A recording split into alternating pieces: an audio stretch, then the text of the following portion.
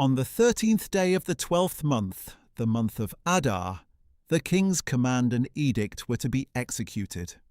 On this day the enemies of the Jews had hoped to overpower them, but their plan was overturned and the Jews overpowered those who hated them.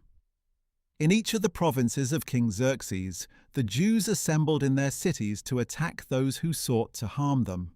No man could withstand them, because the fear of them had fallen upon all peoples. And all the officials of the provinces, the satraps, the governors, and the king's administrators helped the Jews, because the fear of Mordecai had fallen upon them. For Mordecai exercised great power in the palace, and his fame spread throughout the provinces as he became more and more powerful. The Jews put all their enemies to the sword, killing and destroying them, and they did as they pleased to those who hated them.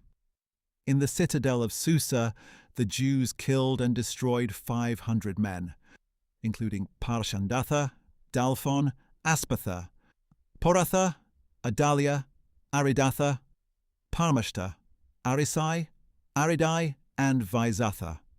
They killed these 10 sons of Haman, son of Hammedatha, the enemy of the Jews, but they did not lay a hand on the plunder.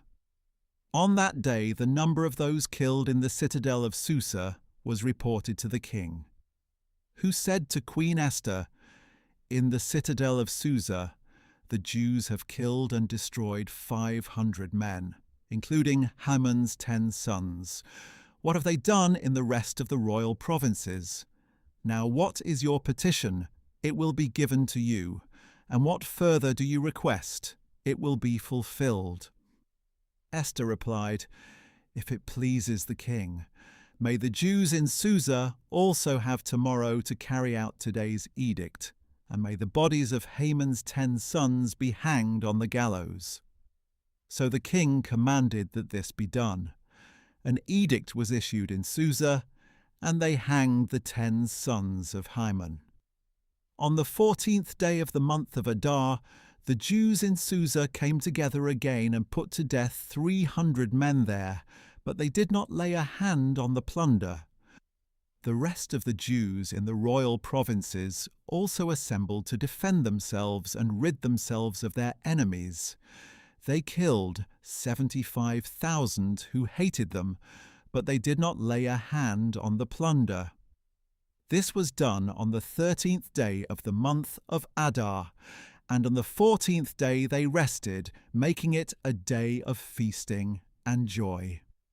The Jews in Susa, however, had assembled on the 13th and the 14th days of the month, so they rested on the 15th day, making it a day of feasting and joy. This is why the rural Jews who live in the villages observe the 14th day of the month of Adar as a day of joy and feasting. It is a holiday for sending gifts to one another. Mordecai recorded these events and sent letters to all the Jews in all the provinces of King Xerxes, both near and far, to establish among them an annual celebration on the 14th and 15th days of the month of Adar, as the days on which the Jews gained rest from their enemies, and the month in which their sorrow turned to joy, and their mourning into a holiday. He wrote that these were to be days of feasting and joy, of sending gifts to one another and to the poor. So the Jews agreed to continue the custom they had started, as Mordecai had written to them. For Haman son of Hammedatha, the Agagite, the enemy of all the Jews, had plotted against the Jews to destroy them, and had cast the poor, that is, the lot, to crush and destroy them. But when it came before the king, he commanded by letter that the wicked scheme which Haman had devised against the Jews should come back upon his own head, and that he and his sons should be hanged on the gallows.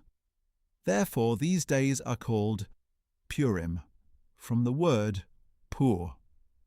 Because of all the instructions in this letter, and because of all they had seen and experienced, The Jews bound themselves to establish the custom that they and their descendants and all who join them should not fail to celebrate these 2 days at the appointed time each and every year, according to their regulation. These days should be remembered and celebrated by every generation, family, province, and city, so that these days of Purim should not fail to be observed among the Jews, nor should the memory of them fade from their descendants. So Queen Esther, daughter of Abihail, along with Mordecai the Jew, wrote with full authority to confirm this second letter concerning Purim. And Mordecai sent letters with words of peace and truth to all the Jews in the 127 provinces of the kingdom of Xerxes, in order to confirm these days of Purim at their appointed time, just as Mordecai the Jew and Queen Esther had established them and had committed themselves and their descendants to the times of fasting and lamentation. So Esther's decree confirmed these regulations about Purim, which were written into the record.